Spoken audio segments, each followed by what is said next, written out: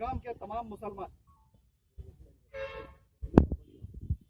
आज बेलगाम के तमाम मुसलमान इस दर्द को लेकर यहाँ पर जमा हुए हैं कि हमारे नबी के खिलाफ दिल्ली की एक खंजीर की औलाद जिसका नाम आशु परिहार है, जिसने हमारे नबी की शान में गुस्ताखी की,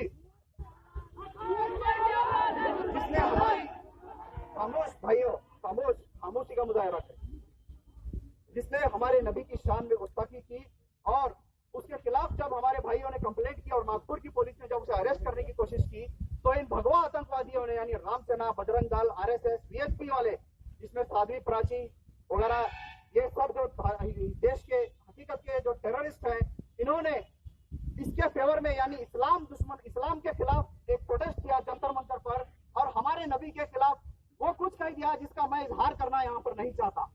आप लोगों ने सब कुछ सुन लिया और देख लिया होगा व्हाट्सएप और फेसबुक पर।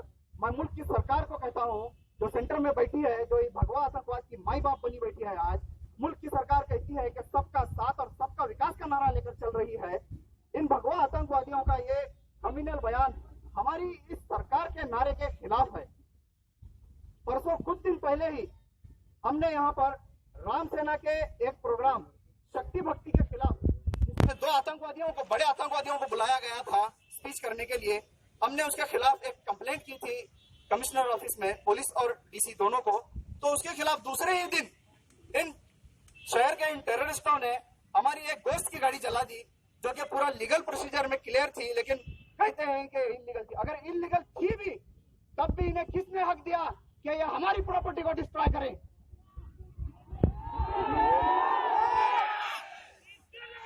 क्या इस शहर में कानून व्यवस्था कोई नाम की चीज है क्या? नहीं है।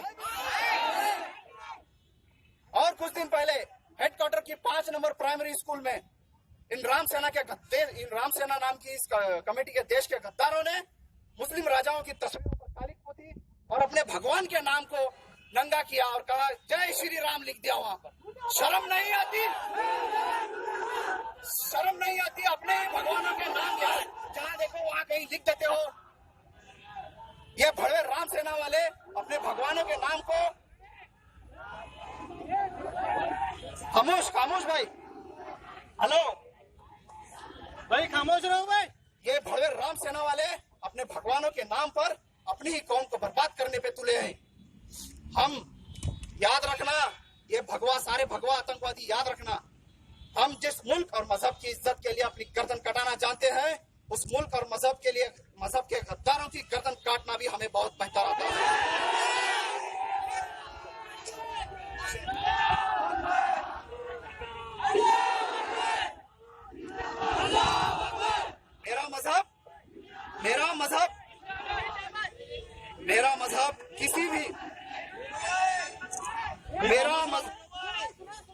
मेरा मजहब किसी भी मजहब के भगवानों की बेइज्जती करने की इजाजत नहीं देता, वरना सारी दुनिया जानती है कि जुबान और तलवार के मैदान में हमने कभी हार नहीं मानी।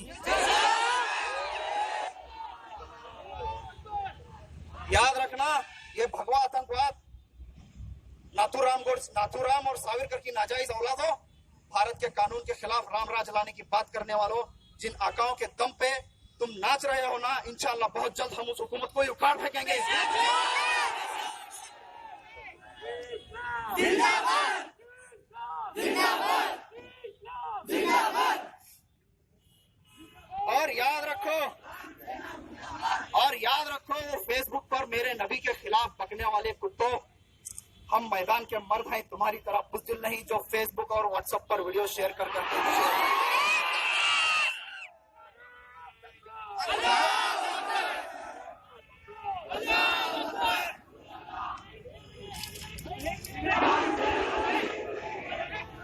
खामोश भाई, खामोश। हिंदुस्तान में आजादी से पहले किसी एक कुत्ते ने मेरे नबी के खिलाफ बहुत कुछ कह दिया था, तो एक मुजाहिद उठा था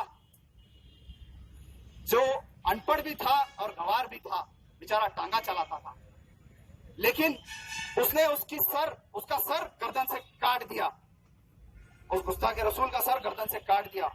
हम संविधान से गुजारिश करते हैं कि हमारे नबी के खिलाफ बयान देने वालों और किसी भी मजहब के खिलाफ कुछ भी बकने वालों के खिलाफ एक ऐसा रैपिड एक्शन कानून बनाया जाए जिसके तहत तुरंत उनके खिलाफ एक्शन लेकर उन्हें सजा दी जाए। हम नहीं चाहते कि कोई और दूसरा टांगे वाला यहाँ पर जन्म ले।